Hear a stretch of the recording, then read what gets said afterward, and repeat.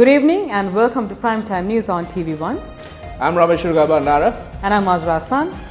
Let's start off with a look at your headlines for tonight. Relatives of students stuck in Wuhan request United Nations to intervene in bringing them back. UNP Working Committee decides Ranil will continue as leader, Sajid to lead the alliance at the general election. 4 UNP seniors dropped from Working Committee meeting. Over 30 MPs boycott meeting citing damage done to party unity. Ranil requests for face masks from India. සමහර අය ඉල්ලීම් කරනවා ඉන්දියාවෙන් මේවා ගෙන්නන්න කියලා. ඒකත් ආණ්ඩුවෙන් ගෙන්නන්න. හැබැයි මං හිතනවා අපි කලබල විය යුතු නැහැ. 4 groups protest opposite Presidential Secretariat. Stock of heroin with a street value of close to 2 billion rupees discovered in Horana.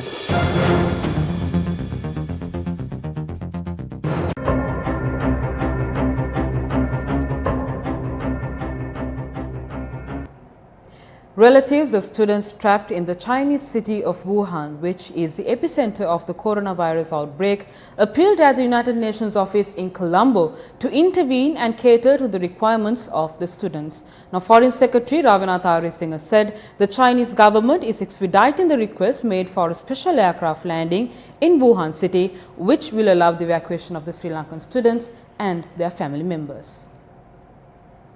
33 Sri Lankan students are currently trapped in the city of Wuhan, China. Meanwhile, relatives of the students handed over a memorandum at the UN head office in Colombo. Until today, they were saying that there was no need for anyone to provide anything to the students, as the embassy or the government will do something for them.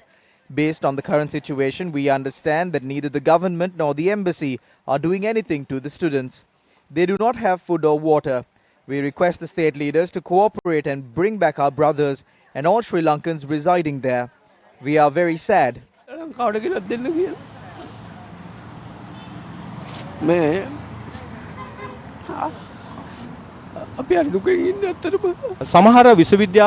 Certain students residing in university hostels are receiving food and water. However, the issue is that they are facing problems in consuming that food.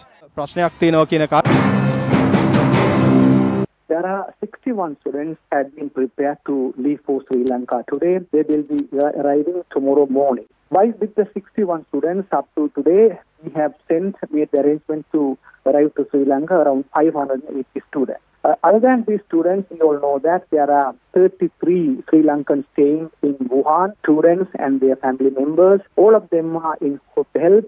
As of today, I can tell you very confidently that all of our students are in good health and they are doing very well. With regard to the Sri Lankan students who were here all this time, out of 800 odd students, we have already sent more than 550 students back to Sri Lanka. So we feel that by about 2nd of February, most of the students who are here will be in Sri Lanka, and some of the students have opted to stay back in China without going to Sri Lanka. Chinese government has taken all the measures to stop this virus from spreading. A special hospital is being constructed at the Diatalava army camp in order to quarantine the students who are expected to return from Wuhan for a period of 14 days. Construction activities are expected to conclude within 48 hours. Around 140 Sri Lankan students arrived from the Chinese cities of Shanghai and Beijing this morning. The major problem lies in the Wuhan province. We didn't experience such difficulties. However, we were sent as a separate group. We came from Kunming. 4 more chartered flights carrying Sri Lankan students are expected to arrive tonight.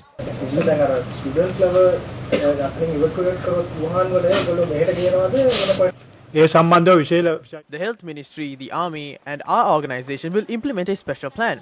I do not prefer to provide more information on that matter. As we know, the students will be taken carefully by the Army to the Diatalava army camp following their arrival in the country. All necessary arrangements have been made there. Meanwhile, 17 people have been admitted to the National Institute of Infectious Diseases over suspicion of having been infected by the coronavirus. The epidemiology unit of the Health Ministry said that 6 people were admitted between yesterday and this afternoon. 5 patients had been discharged from the hospital yesterday after blood samples confirmed that they had not contracted the virus. The BBC reported that the coronavirus has now spread to all provinces of China. According to Chinese media, the death toll in China stands at 172. 7,711 cases of coronavirus infections have been reported in China. Cases of coronavirus infections have also been detected from the Kerala province in India, the Philippines and Tibet. The patient reported from India was an Indian student who had returned from Wuhan, China.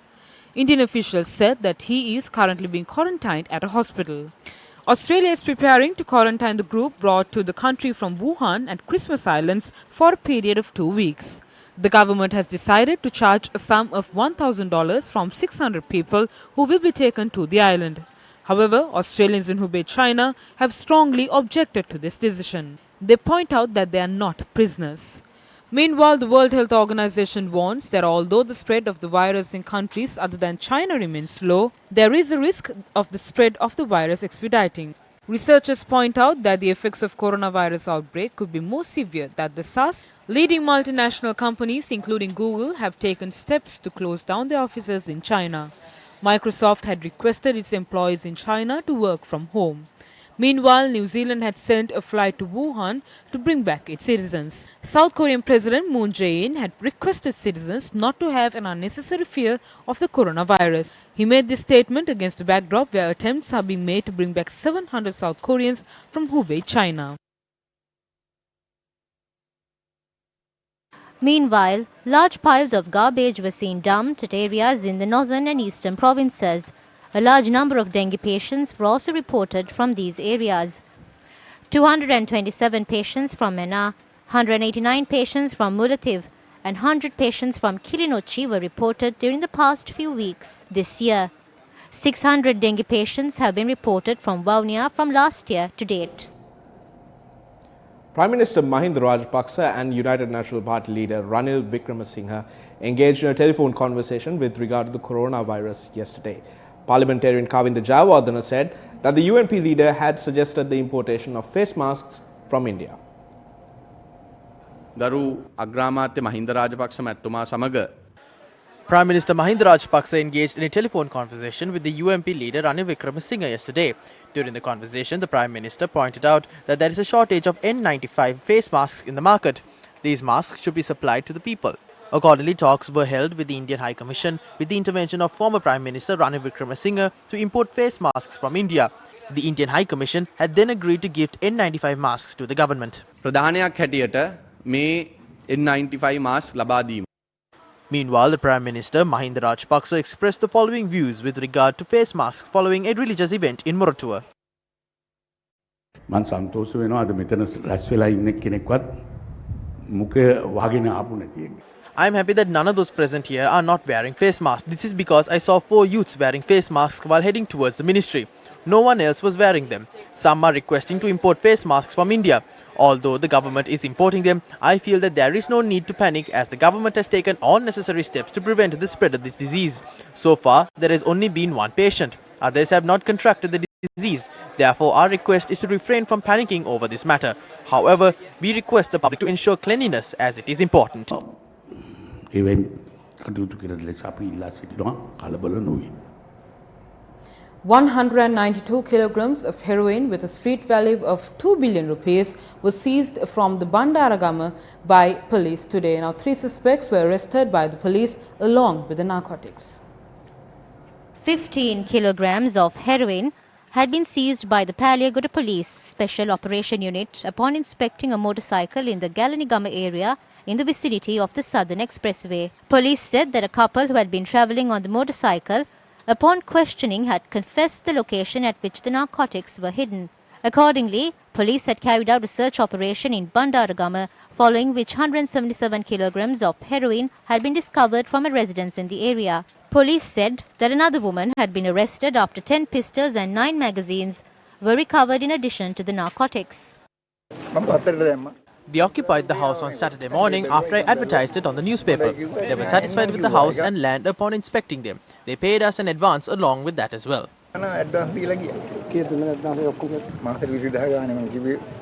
I leased out the house for a monthly rent of 20,000 rupees. They brought the house on lease for 6 months and paid 80,000 rupees immediately. It has been 3 months since they came. When we inquired about their profession, they said they were employed at a garment factory. The seized narcotics were transported to the Western Province Northern DIG's office in Paliagoda this afternoon. State Minister Chamar Rajpaksha, who arrived at the location, expressed the following views. We salute our police officers. The acting IGP has requested that gifts be given to all police officers who were involved in this operation. The police will continue to carry out similar operations in future. We can then uncover details as to who is smuggling these narcotics.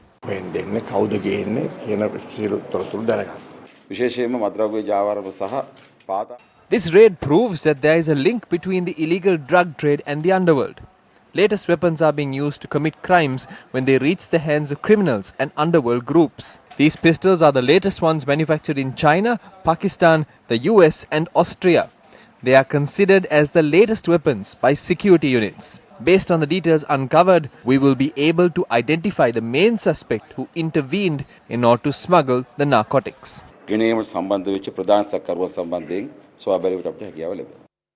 Police said that investigations are being carried out into the 3 suspects who are being questioned upon detention orders. It is now clear that our children were negatively influenced by the various narcotic substances and addicted to drugs in the past. The police discovered 150 kilograms of narcotic substances in Horana today. We have instructed the police to take strict action in this regard. We wish to remind you that the government has drawn its attention towards taking every possible action to eradicate drugs. On to another story that we've been following since this morning. The United National Party Working Committee has decided to nominate Sajith Premadasa as the leader of the alliance that will face the next general election. The Working Committee also decided to name Sajith Premadasa as their Prime Ministerial candidate and as the individual who would head their election nomination board.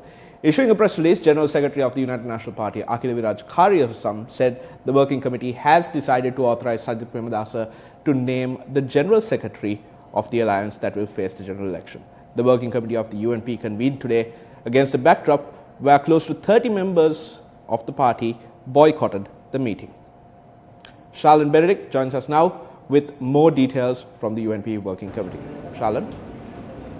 Thank you very much, Ramesh. Now, first it must be said that the Working Committee of the United National Party convened today in complete violation of the agreement between, on the one hand, Ranil Wickremesinghe and Sajith Premadasa. Now, the agreement was that the existing members of the Working Committee will be reappointed to their previous positions. However, MPs Ajit P. Pereira, Field Marshal Sarat Fonseca, Rosie Senanayake and Imtiaz Bakir Makar were dropped from their positions at the Working Committee of the United National Party. Now, because of this, close to 30 members of the Working Committee of the United National Party boycotted the meeting today. They said that such a move has badly affected the unity of the United National Party against the current backdrop and against the current situation that the party is going through. But however, the meeting did begin at about 3:50 this evening and it concluded a few hours afterwards. The meeting was chaired by party leader Ranil Wickremesinghe. Now, at the beginning of the meeting, MPs Mangala Samaravira, Lakshman Kiriyalla and John Amaratunga said that this is not the right time for Ranil Wickremesinghe to step down as party leader. Moving on, MP Malik Samaravikrama made a proposal at the meeting saying that Sajith Premadasa, opposition leader Sajith Premadasa, should be appointed as the leader of the alliance that will contest the upcoming general election. He further proposed that Sajith Premadasa should also be nominated as the prime ministerial candidate for the general election. Now, discussions were held on this matter at the Working Committee meeting of the United National Party, and it was decided that Sajid Premadasa will be appointed as the leader of the alliance contesting the general election, and that he will also be named as the prime ministerial candidate. Now, if Sajid Premadasa is appointed as the leader of the alliance that will be contesting the general election, he will get the opportunity to appoint the general secretary of this alliance based on the majority preference of the working committee. Now, meanwhile, discussions were also held regarding MP Ranjan Ramanayak and a proposal submitted to the working committee requiring his suspension from the party was approved at the meeting as well. Now, the working committee also decided to hold disciplinary inquiries against MPs Vijay Dasa Rajapaksa, Anand Gamage and Dinesh Galkanda. Let's now take a look at some views expressed by the members of the working committee following the UMP working committee meeting that was held at Sirikotha party headquarters this evening. During today's UMP working committee, a unanimous agreement was reached to hand over the leadership of the alliance to Sajid Premadasa and to assign him the task of heading the election campaign. This decision will be reaffirmed when the working committee meets again next Tuesday.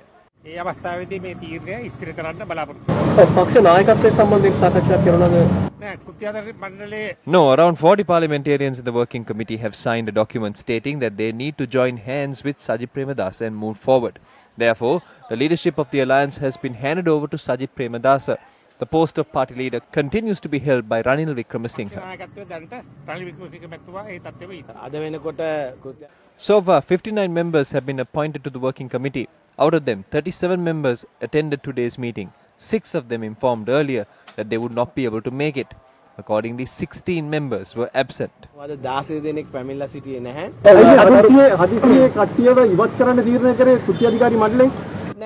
No one has been sacked. A new working committee is appointed annually. Only 2 past members were given appointments again today. Ajit P. Pereira and Sarath Fonseca. We have an immediate need to prepare ourselves for the election. Therefore, we have decided to appoint a committee headed by Sajid Premadasa by discussing with the party leadership in order to oversee the election campaign. He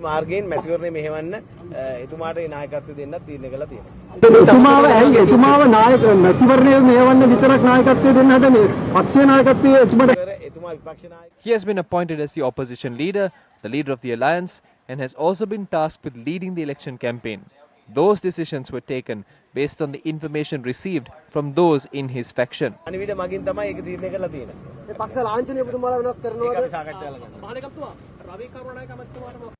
A group of representatives who did not take part at the working committee meeting remained at the party headquarters.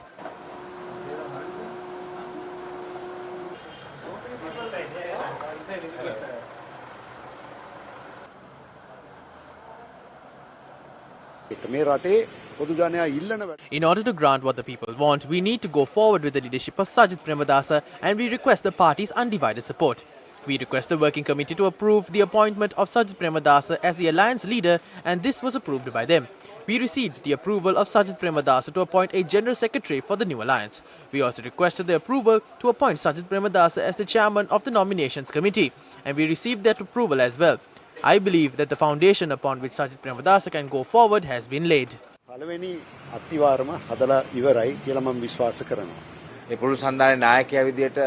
A request has been made to appoint Sajid Premadasa as the leader of the new alliance. In the next few days, we will create this massive alliance. This will not be an expansive alliance just by name. It will be registered with the Commissioner General of Elections, with a new General Secretary, with a new group of officers and a committee consisting of representatives from all parties that join us. We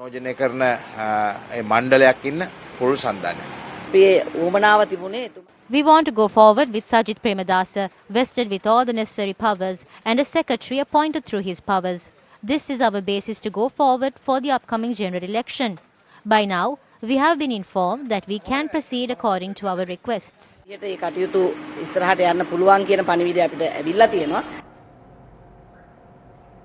Still in local news, the executive committee meeting of the Podujana Eksak Perumuna was held at around 6:35 p.m. today. we arrived at a decision to adopt the Sri Lanka Nidahas Podujana Alliance and its constitution as a replacement to that of the Podujana Eksat Peramuna. Accordingly, we expect to send that constitution to the Chairman of the National Elections Commission to obtain his approval in due course. The Sri Lanka Nidahas Podujana Alliance has already been formed. Therefore, the SLPP, SLFP and other parties will join hands to do the needful concerning the alliance. We hope to finalize those arrangements at the earliest.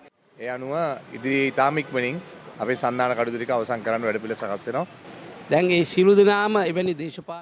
political parties now constitute this alliance. According to the constitution of the alliance, the SLPP will receive 51% of the power in the executive committee, while the SLFP will receive 31%. The other parties will receive equal powers. The positions of secretary, treasurer and deputy chairman of the alliance will belong to the SLPP. There are joint chairmen. They are former President Maithripala Sirisena and Prime Minister Mahinda Rajapaksa. There is no problem with regard to the symbol. We have to first form the alliance. ගැටලුවක් නැහැ. මොකද්ද කියලා තීරණය කර තමයි ඉස්සෙල්ලා අපි සන්දානය හදාගෙන ඉමුකෝ. ඉස්සෙල්ලා තාච්චිය හදාගෙන ඉපයි කැවුම බඳින්න. හරි. Amnesty International points out that unrealized government commitments to pursue truth, justice and reparations, continued impunity for violation and abuses, compromised freedom of religion and expression were the factors that characterized Sri Lanka in 2019. The Human Rights in Asia Pacific Review 2019 was published by Amnesty International today. Human Rights in Asia Pacific Review of 2019 delivered a comprehensive analysis of the state of human rights in the world's largest continent. The transitional justice commitments that the government entered to and committed to its own people in 2015 have not been realized in full. So by the end of the year, we still didn't see the notorious Prevention of Terrorism Act repealed, which is a commitment that the government made. We also didn't see the Truth and Reconciliation Commission, which the government promised come into fruition. Neither did we see the special court. By the end of the year, we saw one of the recommendations the OMP made in its interim report the previous year that was adopted by the outgoing cabinet. So there was one interim recommendation that was. Then there were hurried indictments filed by the Attorney General just before the elections at the end of the year. But even in those, especially command responsibility was something we didn't see in those cases as well. So these include the Valikada prison massacre from 2012 and Prageet's abduction in 2010. Protests were held opposite the Presidential Secretariat, citing several demands. The protests took place in the wake of the government's request, seeking the support of all protesters in resolving their issues. Certain groups claiming that they had lost their jobs in the state sector since the new government came into power carried out protests opposite the Presidential Secretariat, expecting justice to be served upon them. Employees who were attached to the Department of Archaeology, Department of Rural Development and Ceylon Petroleum Corporation engaged in these protests. Representatives of these groups were given an opportunity to discuss the matter at the Presidential Secretariat. However, the discussions, which lasted for about an hour, ended in a stalemate.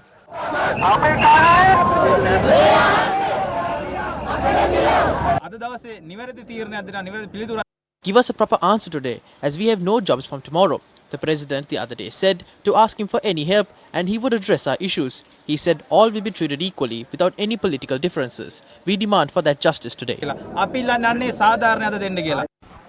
Thereafter, the group staged their protest by blocking the Gaul Road near the Presidential Secretariat.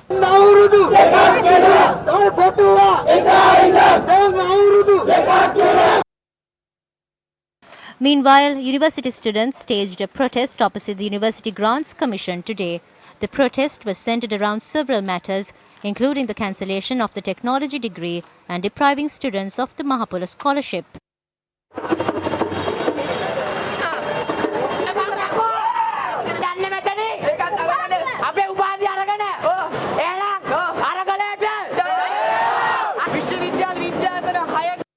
There is no proper path for students in 6 university colleges to obtain their degree.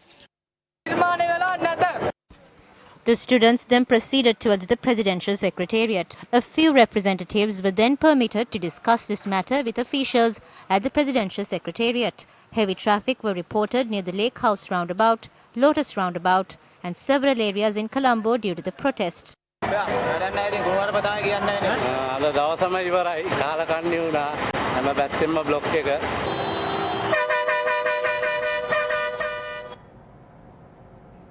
Our reporters say that the protesters are continuing to stay at the location. With the protesters hampering vehicular movement in the evening, a tense situation erupted there.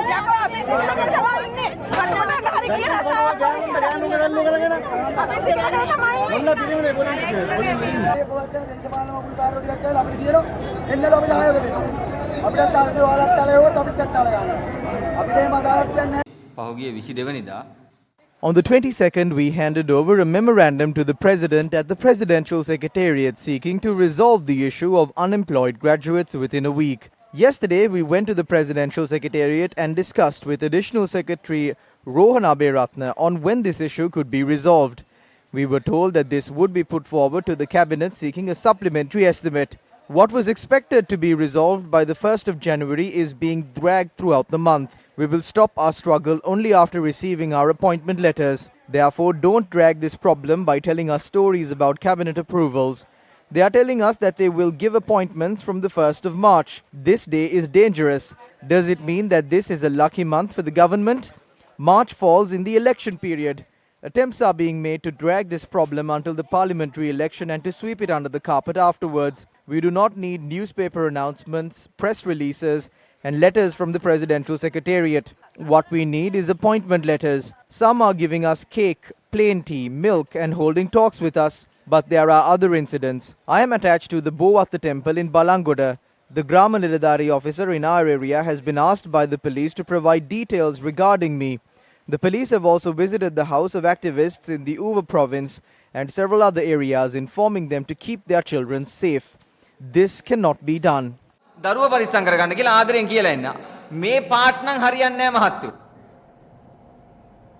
government will take over estates of plantation companies which failed to pay 1,000 rupees minimum daily wage. The announcement was made by the Government Information Department, quoting Cabinet spokesperson and Minister Bandula Gunawardena. The central bank, announcing its first monetary policy review for 2020 this year, reduced key policy interest rates, citing the need to support an economic recovery and forecasted a growth rate of 4% for 2020. Zinat Musafir has more on this.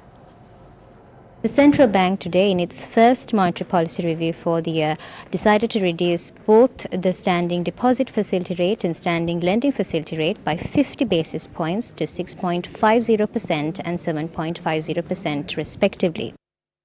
This is the third time in less than 9 months that the central bank reduced rates. The governor of the central bank said the recent acceleration of inflation to 6.2% in December of 2019 was mainly caused by food inflation and not overheating of the economy. Deputy Governor of the Central Bank, Dr. Nandalal Weerasinghe, said a group of representatives of the IMF is currently in Sri Lanka for discussions with the government and the central bank. Now, during the event, the Governor of the Central Bank, Professor W.D. Lakshman, also said that the Central Bank expects an economic growth of about 2.6% for 2019 and expects an economic growth exceeding 4% for 2020. However, this economic growth does not incorporate certain global developments such as the coronavirus. Growth has remained subdued. Economic growth in 2019 is likely to be around 2.6%. There are renewed uncertainties on global economic activity with the spread of the coronavirus, which has already caused some disruptions to travel and tourism and resulted in volatility in currency and commodity markets. But it is too early for us to estimate the impact of that. Similar incidents happened in the past, I think SARS, that was in China and Hong Kong. So we have looked at the impact of that, trying to have some assessment. There will be impact, but it's too early for us to come up with the numbers. During the media briefing today, journalists also questioned the central bank officials about the forensic audits. Will the forensic audit report include the sixth report? Sixth forensic audit is basically to audit or the investigation on selected entities regulated and supervised by the central bank. Under the new process, cabinet appointed tender committee had published all the RFPs and called the bids from number of parties, and financial bid will be open tomorrow. We will, after that, what we have to do is in the price negotiation and then inform the relevant authorities with regard to the, it is linked to the court decision as well. So therefore, before we move ahead, before we take any decision, we need to inform the court as well. Governor, do you expect to take any action on the forensic audit report? It's difficult to give a yes, no kind of answer to that. The government is considering, and then there are certain areas in which the central bank can take action. Judicial authorities in this country, they will take this into account. And so this is a complex issue. We have not taken a decision firmly. Now the reports say that there was certainly negligence. Will there be a look at divesting the EPF from the central bank and making it independent? We are not going to comment on the contents of the report at this point. Especially one of the reports is to look at regulatory and supervisory, if there are lapses, then we look at those things and we're trying to, as I mentioned earlier, correct those things and implement proper procedures. Contents of the report is auditor's report. It's not the monetary board, it's not central bank report. Fitch Ratings says a scheme for Sri Lankan banks to provide special credit support to SMEs this year should not have a material effect on banks' credit profiles.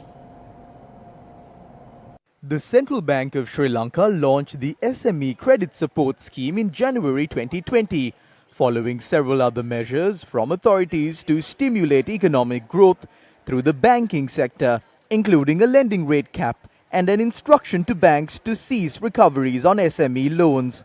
The Central Bank announced today that the deadline to submit the applications requesting for the credit support scheme have been extended till the 12th of February this year. However, the rating agency said the SMEs may still face difficulties repaying their obligations to banks unless Sri Lanka's macroeconomics environment improves by the end of 2020, when the scheme is set to end. However, Fitch expects GDP growth to pick up to 3.5% in 2020 from 2.8% in 2019, which should ease pressure on borrowers. Fitch also said to the extent that banks have exposure to SMEs that take up this offer, their liquidity will be affected by the delay in capital repayments, but do not expect liquidity shortfalls, particularly as liquidity is likely to have improved as a result of depressed loan growth in 2019. Speaking at a media briefing, Assistant Governor of the Central Bank expressed these views. So far, we have not received estimate about the possible request, but what we see is the total advances in the sector, for the banking sector, would be 8 trillion, but SME exposure would be maximum possible exposure would be around 10 to 12% of that. all those exposures were not materialized. Only one-third of, around one-third, 30% of those people have requested. So therefore, we do not see a huge exposure coming from this sector. The Colombo stock market ended weaker today. The all-share price index at the Colombo Stock Exchange closed 0.14% or 8.58 points down at 5,927.72. The S&P SL20 of more liquid stocks closed 0.21% or 6.03 points up at 2,836.23. The day's turnover was 897.34 million rupees. Market analysts opine this is a clear sign of consolidation to make a healthy base. Let's now take a look at currency movements.